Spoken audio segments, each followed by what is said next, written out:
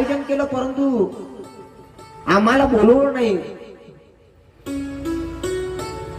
सती मातेला वाटलं, परंतु माहेरचं म्हणतात ना, काल सांगितलं मी, माहेरचं आमंत्रण असो वा नसो आपण गेलंच पाहिजे असं त्यांना वाटू लागलं. कारण आपल्या माहेरी उत्सव आहे, आपण गेलं पाहिजे. म्हणून भगवान शिवांना सांगू लागले की हो, माझ्या माहेरी महायज्ञाचं आयोजन आहे, आपण गेलं पाहिजे. भगवान शिव म्हणतात, आपल्याला अजून आमंत्रण दिलेलं नाही, त्यामुळे आपण गेलं पाहिजे नाही.